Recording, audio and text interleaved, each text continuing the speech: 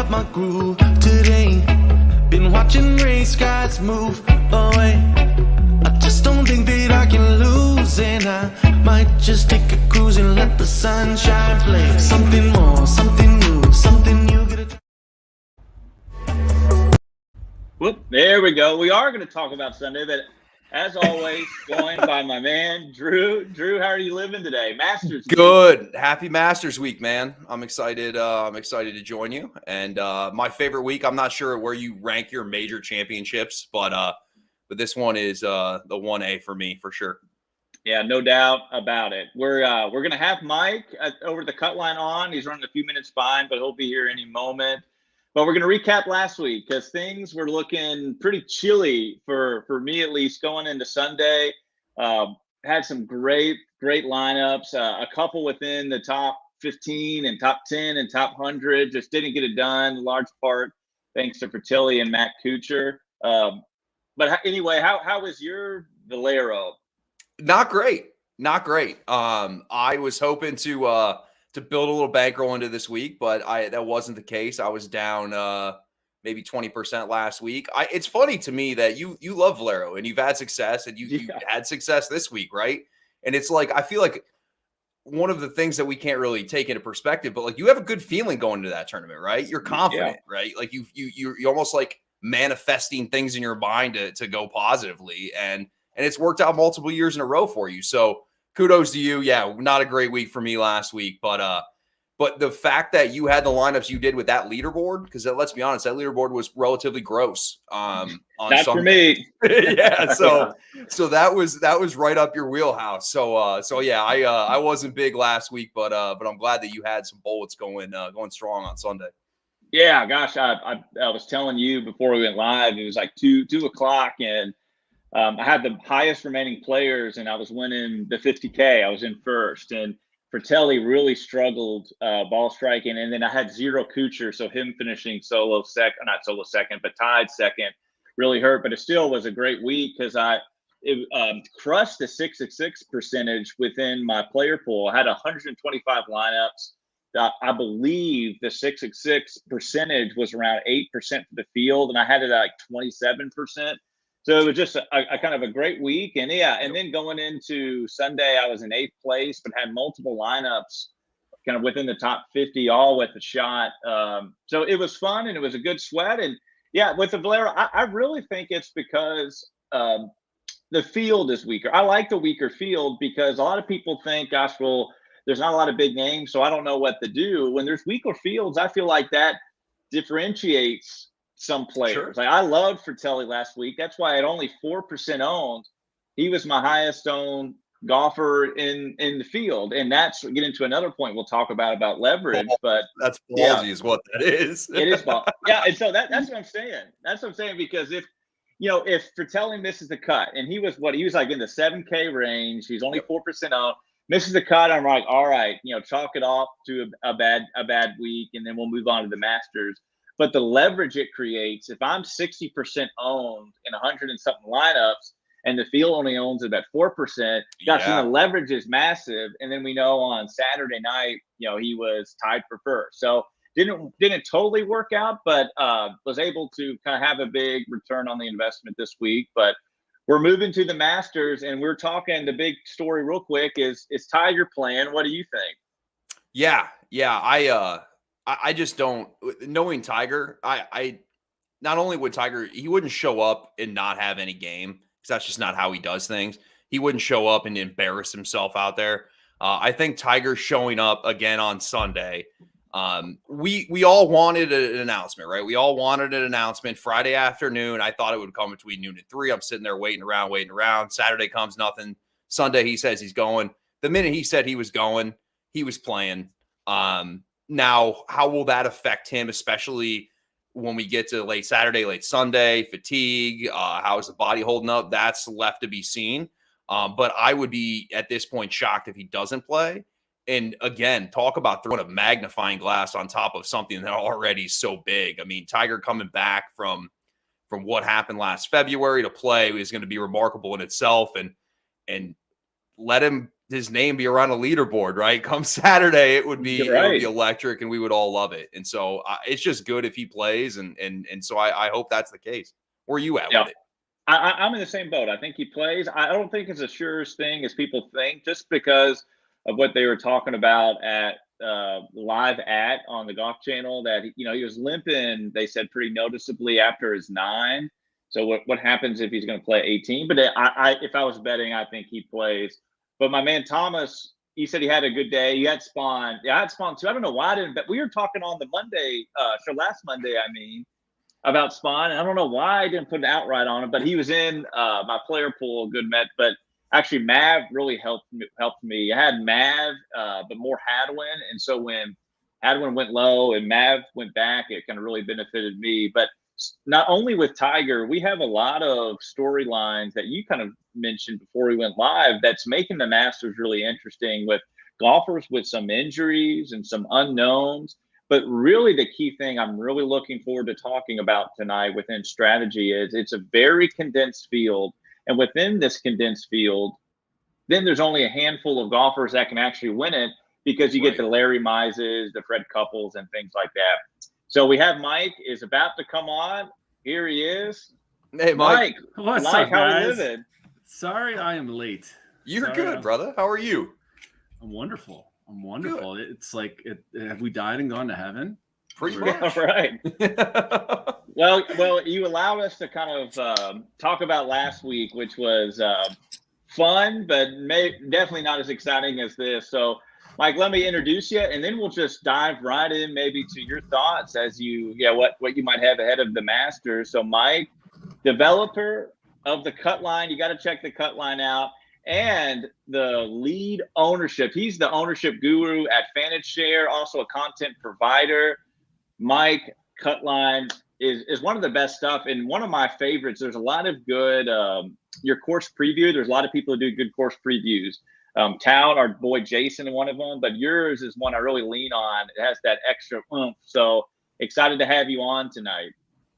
Yeah, I really appreciate the opportunity to be on the show. I've been on your show before, Rob, so I know how it rolls. I know how smart you guys are, and we got a fun week ahead of us. And thanks for the kind words in the introduction. Yeah, check out cutlinegolf.com, read the course report, all the other pages. They kind of update as the day progresses, and of course, ownership at FanShare Sports. I'm sure you already said it, but you got a discount code this week, so the Masters gets you 20% off your monthly subscription, I think, for the year, if I'm right. Lots of big golf ahead too, right? Get in while you can. Well, so, speaking of that, go ahead, Mike. I don't mean to toot my own horn, but in terms of accuracy for ownership, earlier this year I had a 0.98 RSQ. That's almost like getting an A+. So we do a pretty good job out there at FanShare. So we're pretty happy with the product. Yeah, I remember when I first got FanShare. I can't remember what tournament it was, and there was some crazy ownership number that me and a few others like, gosh, that can't be true. And I didn't listen to it, and sure enough, it was on the number that you had for a particular guy. And I was like, all right, I'm never not listening to this. So yeah, you do a great job. And so, yeah, and there's a lot of golf left. I think, and I'm biased, but I think this is the best 1-2 tournaments back-to-back there is. That the Masters, obviously, it is what it is.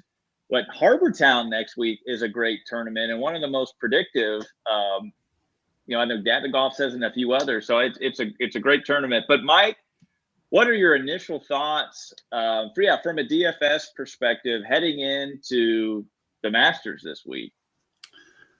I think the biggest mistake that people make this week is they treat it kind of like you would any other tournament. You look for plays that are going to be different from the field in terms of ownership, and you kind of gravitate toward those lower owned plays. The problem is there's only 90 players in the field. Yeah. And then you have a higher than normal cut line, and you're just going to have higher owned players and trying to get different. Like, for example, if you were going to roster Sergio Garcia, I know he won before, but the guy's a miscut waiting to happen at Augusta almost every other year. So I think that the problem is people get too cute. So they'll try to say, oh, maybe Fred Couples will find something. No, maybe he'll find something in round 1, but in round 2 it'll fall apart. So I think that's the biggest mistake. And then people are going to overanalyze the course changes. They lengthen several holes in the back nine, specifically 2 par 5s. 18 though and 11 really got me interested in what's going to happen. 11 is always the hardest hole. 11's They made weird. that longer. Yeah. How And tough everyone is says it's 'cause 11? of narrow, Yeah. they say it's because it's like the narrow fairway, but it's not. It's because of how long the hole is, and it's a par 4. Yeah. So if you miss that green, you're just asking for a bogey. And then 18 got longer. So I'm curious if that trap is going to be out of the play that's up on the left. It's a good Yeah, point. yeah, and it's interesting, and Drew, you'll speak to it, but 18 and 11 are both that play a little bit of a fade. You know, a left to right golf ball will benefit you there. So that's kind of interesting. But yeah, Drew, what do you think? Yeah, it was weird. I was watching the Augusta National women's deal. In 11 shocked me. The amount of tree removal on the right-hand side, the widening of the fairway, it gives you the opportunity because the bailout was always right. You know what I mean? You can't miss left, you're toast.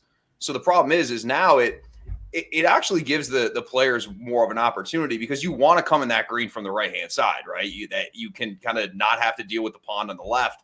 But watching that, it's essentially just one giant tree and a bunch of fairway.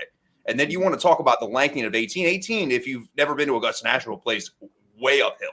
Don't really see it on television. Lengthening that hole is significant because the green's difficult in itself. And yeah, to your point, that bunker up the left side of the fairway, does it allow players to hit more off the tee? Because you're going to have to try to push the envelope and to try to have somewhat of a shorter iron into it. So Augusta National, the one thing they always do is they make the right decisions.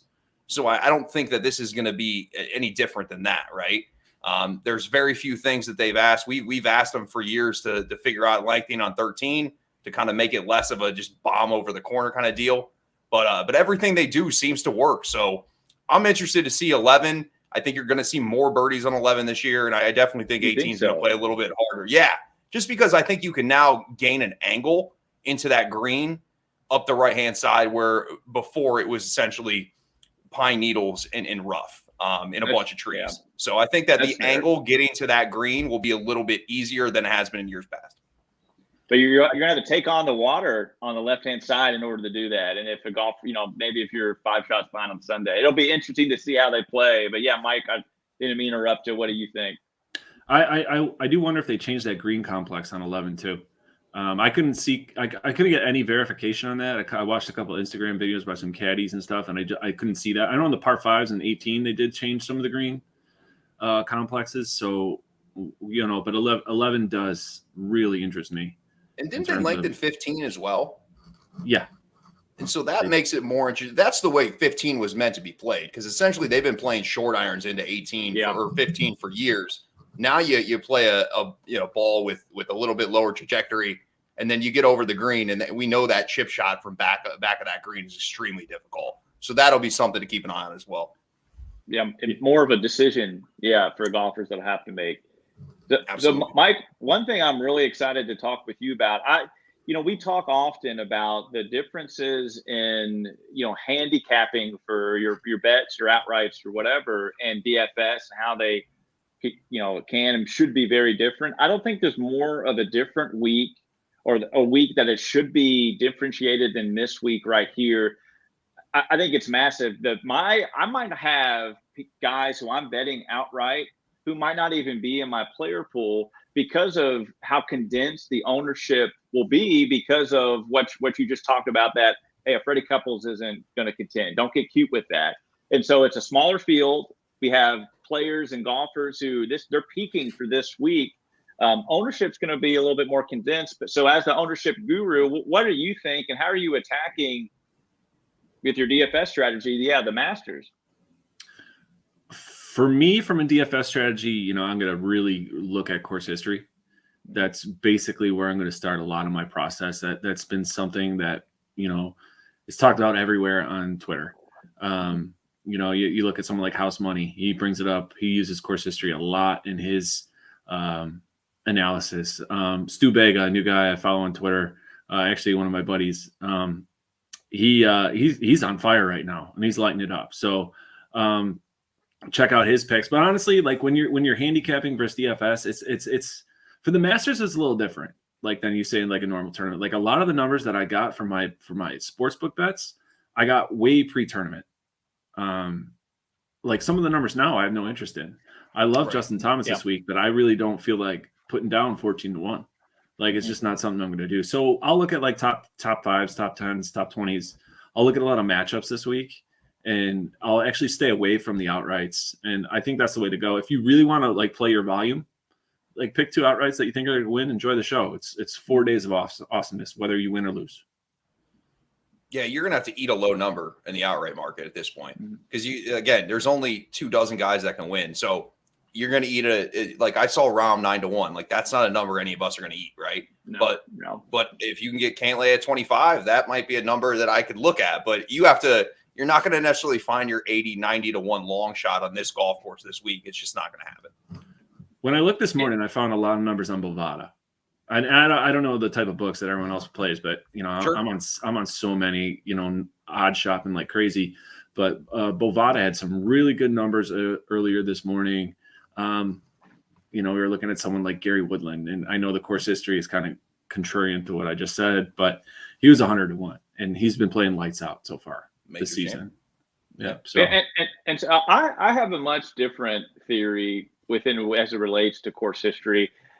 For betting, definitely so. Course history is going to take and should take a huge position in your strategy.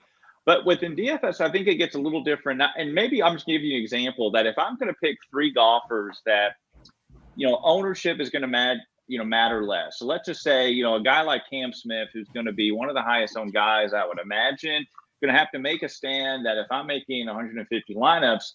I want to go overweight on them. That's a stand I'm kind of willing to make. But then, the other 3 golfers, I kind of maybe want to value less in course history to the opportunity to get unique because contest selection this week is so important. There's so many contests, that have 6-figure entries. And so when you have that many, you're going to get so many dupe lineups with how condensed the field is. And so you're going to have, if you're going to finish in the top 1% in these GPPs, you're going to have to get contrarian. And so outrights, I'm not going to bet guys that have bad course history, but with DFS, I might roster a few guys that have bad course history because you have some Jay who in his first start here finished tied for second. You have Bobby McIntyre, first start here last year, T12. And I know that's not the norm. You have a guy like Stuart Sink, first start, miscut, not first start, but first start in a while, miscut, hasn't played well than a T12 last year. So there's opportunities kind of for it. But yeah, outright in betting, I'm heavy lean on course history. DFS, I'm taking a different stand. What do you all think? For me, this is a golf course you have to learn, and it's mostly the green concepts, right? And so guys that have struggled potentially in the past, which is why you can't throw all the eggs in the basket of course history, because eventually guys are going to learn this golf course and learn how to get the ball around this place. So yeah, there's definitely value there. You can't, again, to your point, you're going to have to play chalk guys because there's going to be so many of them, and lots of it is going to be good chalk. I think where I may find value is guys that people have hesitancy to play based off injury, based off past form. Things like that is where I might find value. But to your point, eventually people figure this golf course out to an extent and fall in love with it. So you can't just completely throw out guys that haven't played well here because things change over time and people learn the golf course. My man Tommy D saying Gooch 2%. So yeah, I can't wait to talk about Gooch. Tommy, we're going to talk about him. I cannot wait. But yeah, Mike, go ahead. So looking at like the slate overall, I getting contrarian, it's not something I'm going to seek to do. I think the advantage of this is looking at your tournaments and picking the right tournaments that you can max out in. I know everyone wants to hit the millie, right? So they're going to play the $15 one single lineup in the millie, and not to tout anyone else's show, but play the 3 max, Kenny and Tambo's 3 max for $5 and play 3 lineups. You got more exposure to more guys, to more players that you like, versus trying to win that $1 million top heavy contest.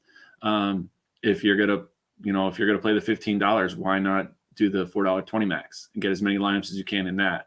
Like, are you gonna really be pissed that you won $50,000 instead of $1 million? In the end, probably not. But I don't think that you get different with contrarian plays. I think you get different by maximizing your entries. That's where you get different this week. And to get different for the Masters, because it's a limited field, it's one guy. It's not three guys. It's not, two chalk guys, four. Like, it's one guy. You just need one guy. Plus, it plays a lot like a WGC event. Like, you need all top 10s, or at least top 15s, and you need the winner. You don't nail the winner, count yourself out of the top money. It's just not going to happen. Yeah, I love that. That's a great comparison. And, if you are playing in the Millie Maker, we're going to see more duped lineups this week than on an average, kind of PGA Tour stop, because of the factors we just mentioned. And so there's going to be contest selection is so important. But it's going to come down to that one guy. And so when you are sweating your lineups on a Sunday, the difference between finishing 15th and first could be that one golfer. I also think it's more important this week. We always talk about how leaving salary on a table can, offer up a way to be contrarian.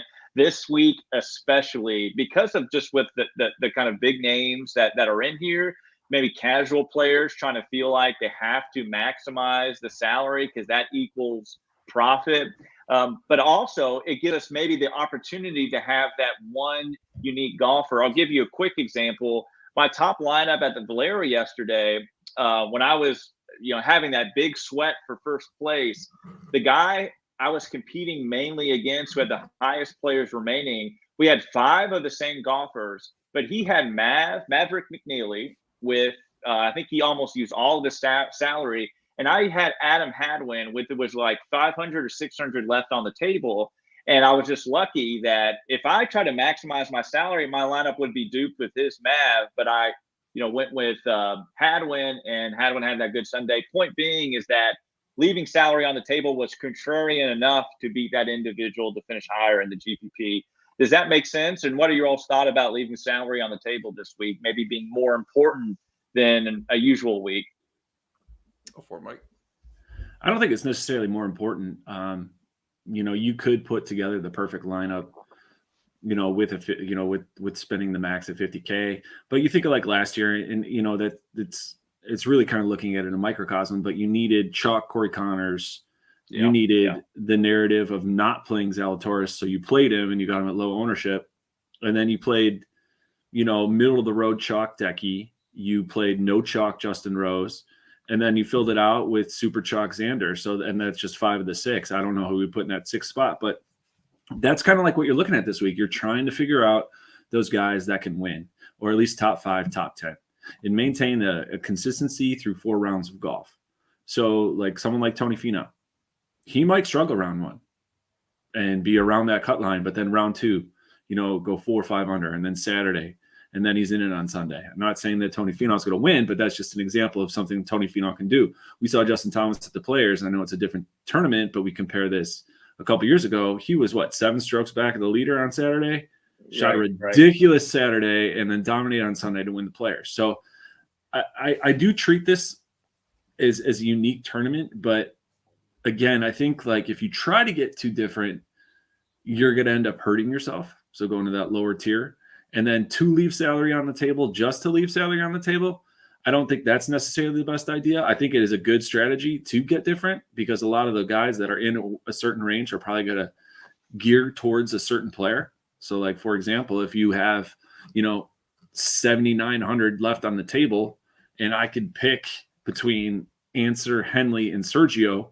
well, I'm pretty certain that people are probably going to go Answer or Henley, and I can get contrarian and go Sergio. Do I recommend that? No, but that's how you get. That's the best way to get different, right? So you're leaving an extra $100 on the table, but you're rostering Sergio Garcia, who's going to be less than 6% owned. Mm-hmm. Yeah, I mean, I'm with Mike. I guess, there's always value leaving money on the table. I think a lot of the times what happens, especially with building lineups, is we see a guy that we really, really like, regardless of ownership, and we want to play him, whether that's our max salary, right? DK is going to filter, says, hey, we have $7,800 left. They're going to filter to the top of the board. You're like, oh, wow, well, I was considering X player, which is where I think this is where you can fall back on ownership and kind of get a little bit different. So, yes, you leave some money on the table, but it's easy for people, especially in a field that's loaded, a smaller field, where we talked about you can go through the list and just start eliminating guys, right? Not playing this guy, not playing this guy. I don't think you can actually do that on a week-to-week basis. But like the normal player is just going to say, hey, listen, I have $7,800 laid left here.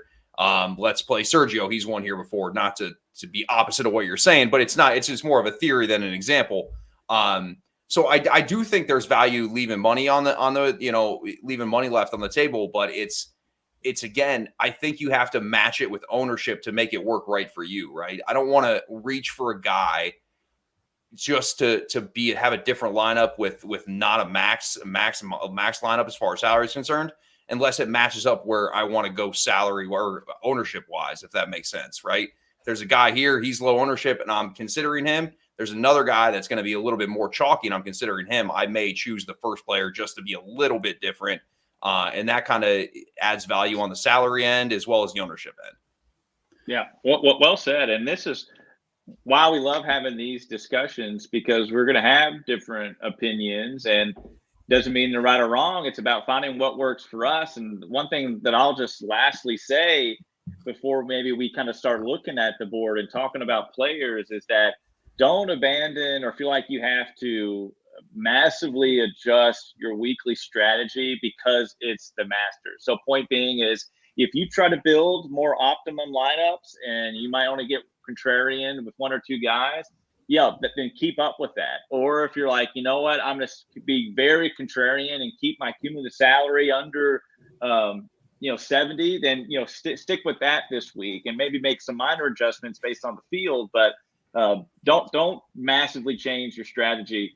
Before we kind of start looking at the board, is there any other final thoughts you all might have? Just looking at the Masters and the strategy.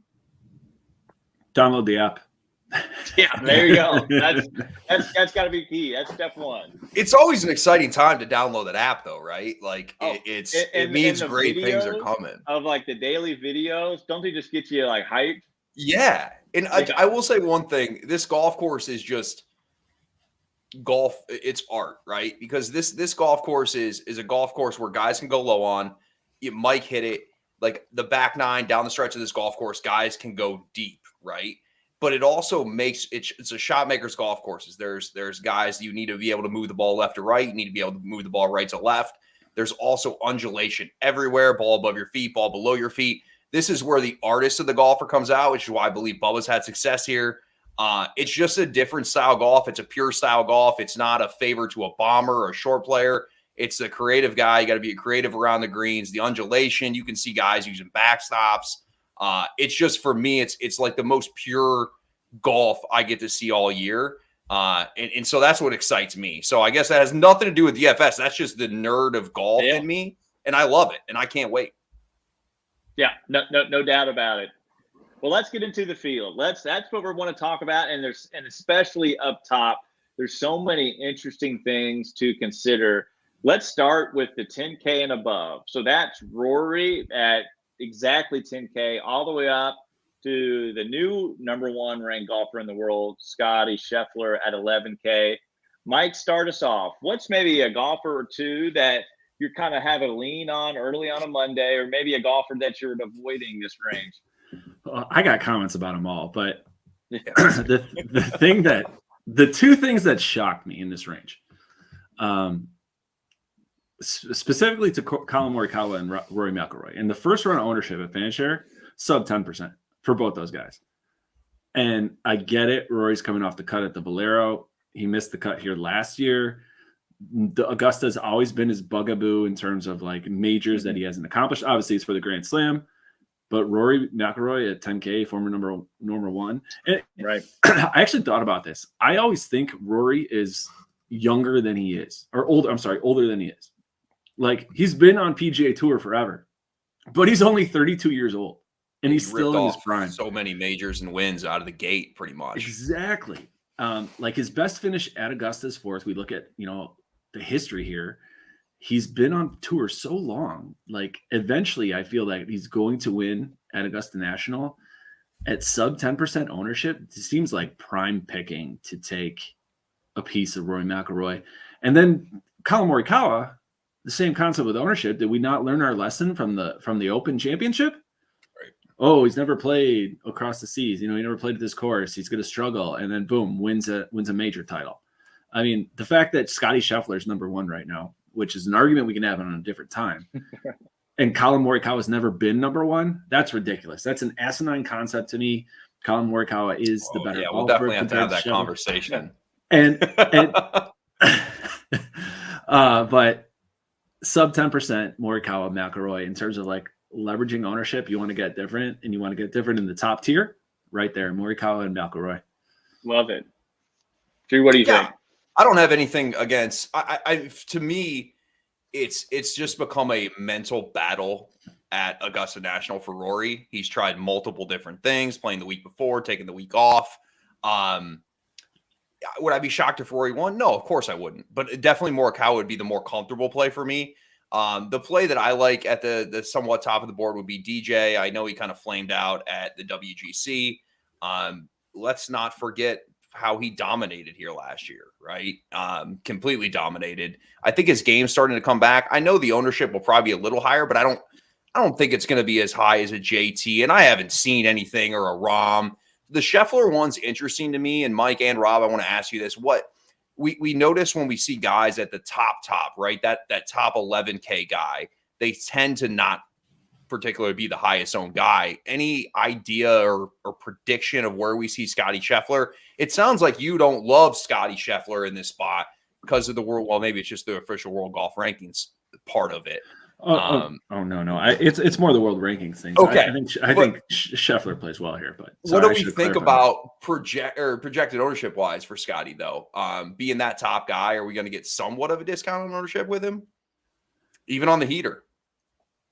I think that number goes up from what I projected at 15%, 16%. I think that number is going to go up as more people talk about him. DFS is a smart community now. Before, you'd be able to get Jon Rahm at ownership like Rory because of how bad he's been, but he's already looking at like 20-some%, which I get it. Like, it's Jon Rahm. It's a major. He can easily compete. But then again, like you were talking, Drew, DJ, sub 10%. But I wonder for DJ, and this is just kind of what I'm observing just the last 2 years since he won the Masters, has that 37-year-old married to who finally caught up to him. Is the work off the tournaments. He got his green jacket. Is he satisfied? He's making tons of money. It's something that I think about conceptually. I think as an athlete, we can't think on their level intellectually or even mentally as what they do as professional athletes. So, his head might be in the game. He might be dealing with injury that we don't know about, whatever the case may be. We saw great course history here at Augusta. 9th place at the Players. That was phenomenal. And that was just a few weeks ago. But the other question I have about the Players is how much stock do we take in those rainy days of Florida? He was lucky he got the right draw. Too, It's hard to tell with DJ too, right? You never know what DJ is feeling or thinking. He's just kind of a robot at all times. So it's hard to even you may have a good point. It's just like DJ is always one of those hard ones to pinpoint. So I can't argue any of that. Yep. And I'm on the same thing with DJ, and it kind of reminds me a little bit of Rahm, and there's really no evidence to back this up, but it's just more of a feel or based on what you see. So sometimes with golf, golf can giveth and golf can take it away. And it just seems like when golf gives a lot with its good bounces or hole outs from bunker, it seems to happen kind of in bunches. But then what can go wrong seems to happen in bunches as well. So again, just a theory. But so that type of energy with Rahm right now is just like things are going wrong. And I keep thinking of Brandt Snedeker 3 years ago in the California swing where he had some great finishes and he was just holing out from the fairway and the bunker and just had all this randomness, Mike, which you talk about so well, and luck happened. But then there's the complete bad luck. And not that Jon Rahm is having, bad luck or anything like that. It just seems like the energy with them is it's kind of working against him. He's trending terribly. You look over the last 100 to 50 rounds, he is number one in almost every ball striking. And now in the last 4 to 8, he's nowhere near some of the top of these golfers are. JT, obviously, and I really buy into the narrative that he's been hanging around with Tiger so much, and he's going to learn a little bit about how to master around the greens at Augusta. I kind of buy into that. But who I am really interested to see at the salary, I mean, the ownership might be, is Victor Hovland. Low am here, hasn't played overly well. His best finish is tied for 21st, only in his 2 starts. But Hovland, we know his year, how good of a year he's having. But I'm really looking at proximity numbers. Proximity, why? Because of the undulation on the green. The closer you are to the hole, the less you have to maneuver the greens. Hovland ranks in the last 24 rounds, ranks 2nd in proximity, but also ranks highly with the long irons. If this course is lengthened as we think, there's going to be more mid to high irons. Hovland ranks 1st in 175 to 200, ranks 3rd in 200 plus, ranks 4th from 125 to 150. Again, the big thing is around the green and putting with him. But I think if we get sub 15% on Hovland, he might be one of my highest owned golfers in this range. All right. Well, any thoughts that you all have before we move to the 9K? The golf gods always even the field. If you're getting the good bounces, the golf gods will bring things back to par. Yeah, you guys are wrong. You guys are wrong. Well, then preach to golf us. Gods favor the bold, and that's why we score in the fucking 70s. All right. All right. First of all, I think there's a stat that's a little bit, and we're talking about Victor Hovland. The stat that I think that's misleading for this course in particular is proximity, because you're not aiming for a pin, you're aiming for a spot, and it's different than pin seeking. So my value of proximity in terms of my weighted models is way down, because we need to hit spots on Augusta greens, not hit pins. And proximity to the pin is kind of different, because you're going to be putting from 20 feet away to get a birdie, and you got to hit that spot. And it's a little bit different for a golfer than like someone who's playing, like, for example, like we talk about next week at Harbour Town. Like, you're not aiming for pin. You're not pin seeking here at Augusta. So my issue though with Hovland, and we're looking at around 10% ownership, just we were looking at Morikawa and McIlroy. My issue with him is that his around the green game is so abysmal. Yeah. And he's going to miss greens. Like we talked about how hard 11 is. Imagine if he chips and rolls that putt off the green and has to chip the again. Water. Straight into the water. Like, like, oh my God. Then let's say he was -3, he goes to back to even because he shoots, a triple. I can't trust Hovland in this spot. I think though, if you do have the balls to play him, like, more power to you. That's how you get different. But Hovland's never won on tour. Do you also think the around the green game and the struggles are exaggerated this week as well, right? Like, things are going to be, it's super difficult to chip the golf ball around here. Everything's a tight lie. There's no rough. And to your point, there's no straightforward chips, right? You have to land the ball in a particular spot. Otherwise, you can end up looking silly. So I don't know if maybe the issues around the green are multiplied this week as they are to different weeks, because there's times where you can leave yourself on a shelf and hit a pitch where you think's good, with it ends up 30 feet away, especially off a tight lie with there not being any rough. You could see that come out and kind of haunt him throughout the week. But again, hard to fault the ball striking numbers when it comes to Vic Hovland. Yeah, and I know and this is why I love playing devil's advocate, and the discussion is so great. But then we're insinuating that he's going to be firing at pins and not firing at spots. So one thing I'm considering with all golfers in the field is that if they have poor, let's say, around the green numbers, if we're going to weight that high at Augusta, well, then they better excel in like tee to green and green to regulation. So they'll have less opportunities to miss the green. Now, if we have guys that are maybe great around the green, like a Patrick Reed, then I'm willing to maybe devalue their approach number. So I think there's a give and take there. But I love the discussions about it. We're, we got to speed it up now. So let's go to 9K. All right. Yeah, we got 9K. This is interesting. This, I think the money is going to be around. So Mike, why don't you lead us off? Who are you liking in the 9K range?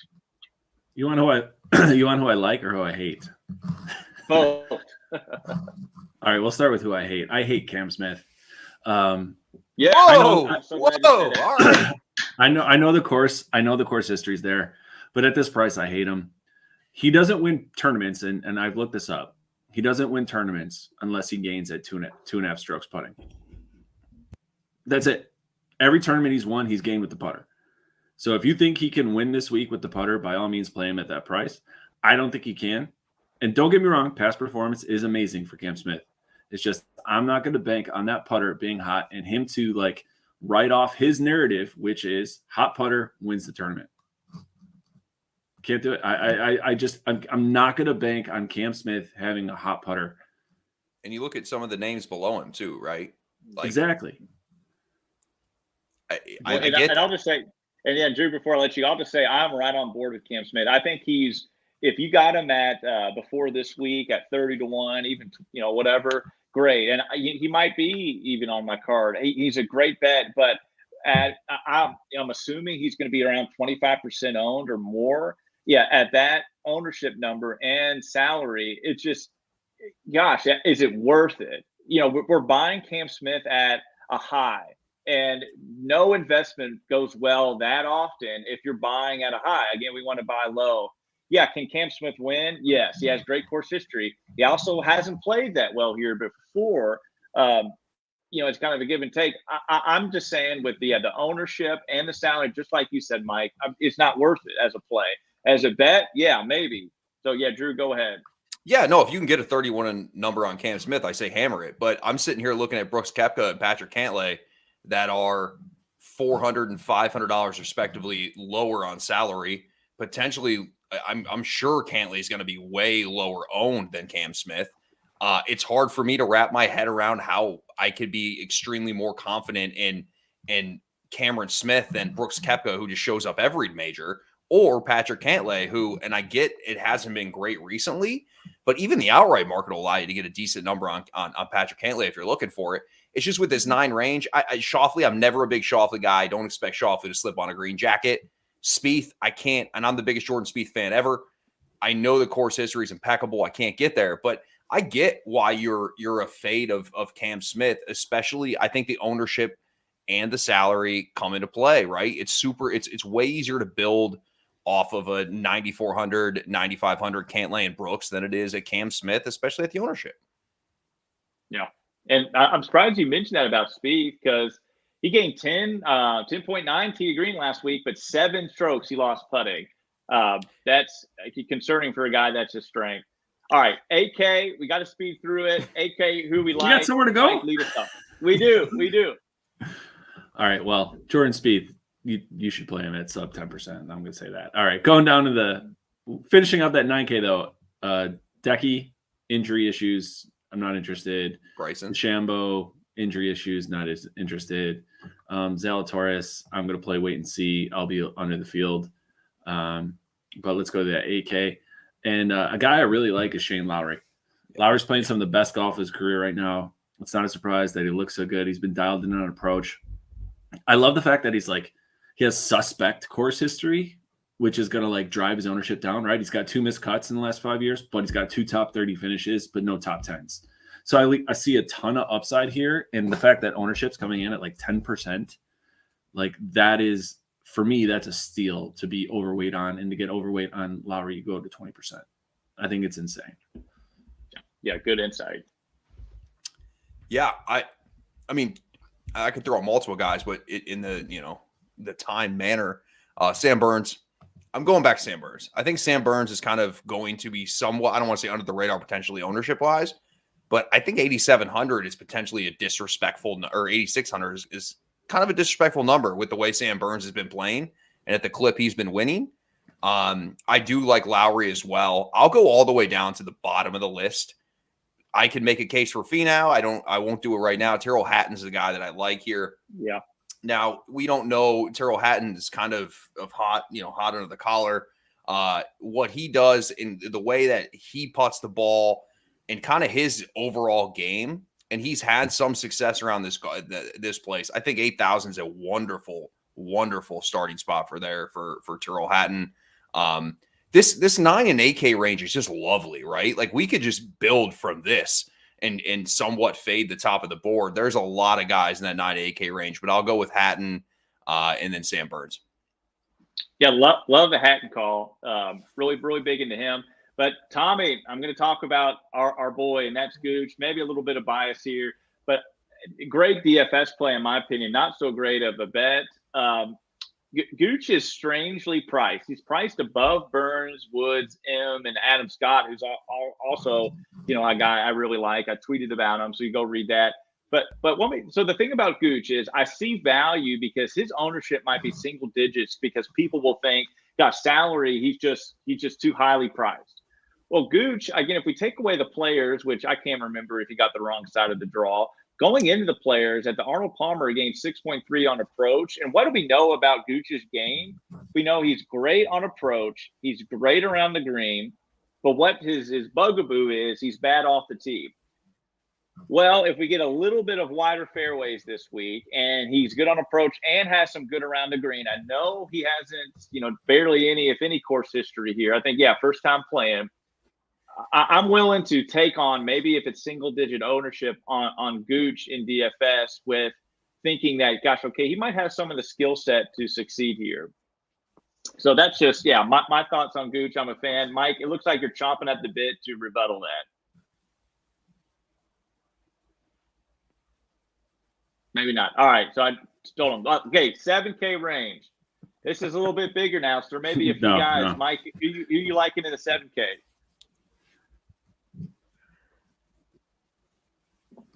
7K range, like there's a couple guys I like. I really like Webb Simpson here at that price, even if he doesn't win. Top 5, top 10. I like Corey Connors, of course. He's going to be chalk, though. But who doesn't love Corey Connors at Augusta? Paul Casey's an interesting play. I think like he has that diverse course history to where he could be, someone that you need to roster. But the most interesting guy here, and it's someone that I still really haven't made a decision on, is Patrick Reed. PXG or not, this is like this is a Patrick Reed track, right? He won in 2018, and since then, multiple top 10 finishes.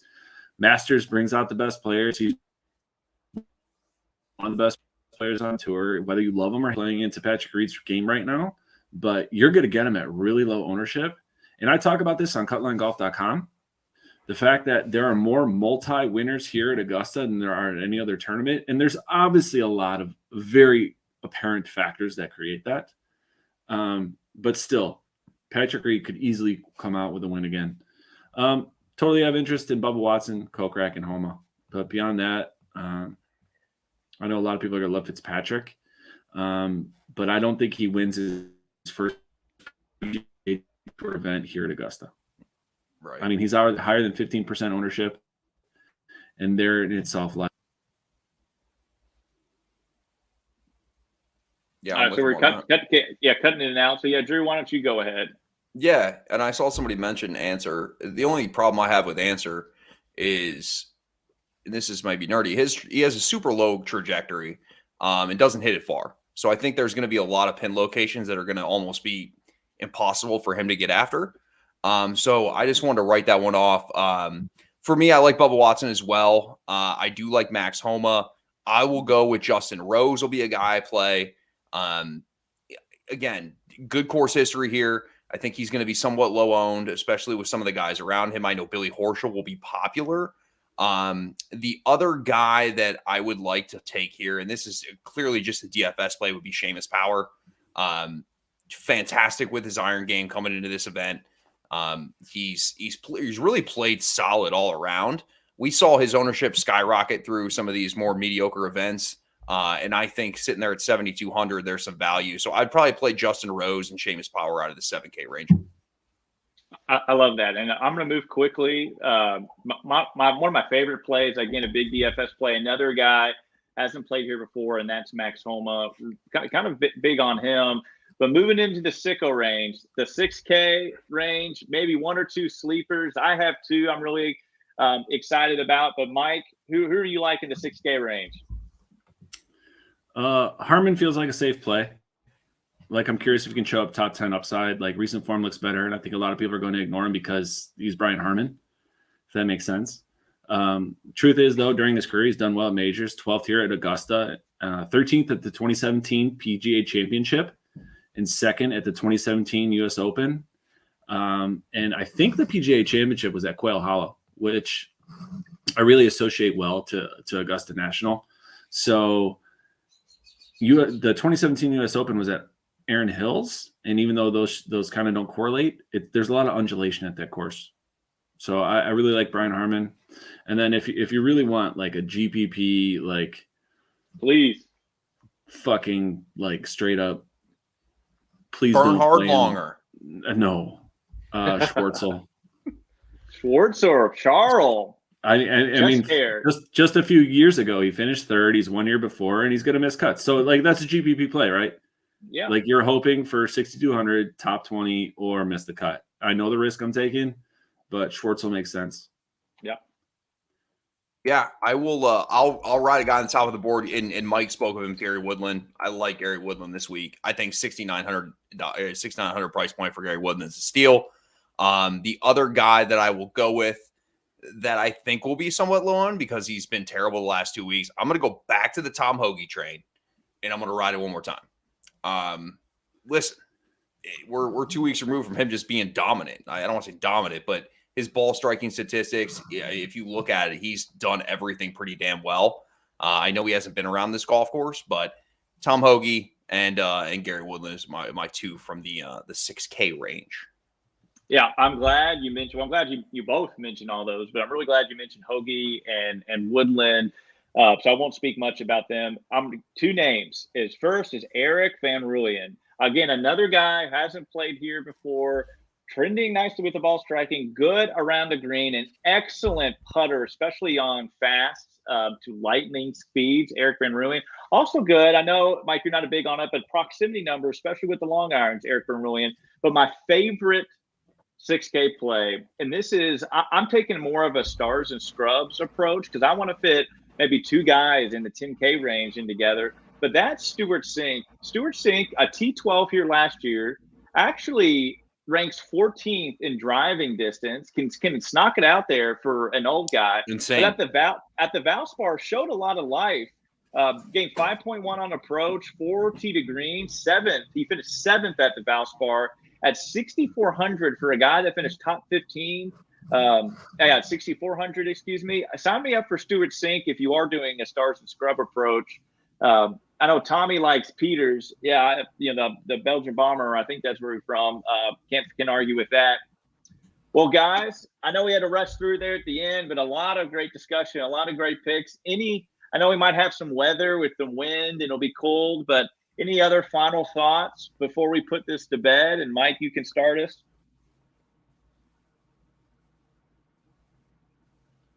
All right, I think we may have lost Mike. So what about you, Drew? Any final thoughts? Tiger. Yeah. Tiger. That's all I can say. Listen, if Tiger tees it up, good for golf. Good for golf, right? And that's what we're hoping for. And I bet that he makes the cut. I like that, and I hope you're right. Tiger's never missed a cut here. Just to clarify that. What Mike? Since you're back, projected ownership, Tiger. Hang on, let me find him. I got him right now at like sub 4%. Wow. Hammer 100% of the lineups. Yeah, you said hammer. All right, well, guys, Mike, we appreciate you joining us. Thanks, Mike. Really appreciate everybody listening. I really do. It means a lot. Love the engagement. This is the community, and it's fun to win together, to collaborate together. So appreciate y'all. Good luck this week. The best week of the year. Throw out some likes. Throw out some kind words. DM us, and let's cash and make a memory. All right, everybody. Good luck. Be well.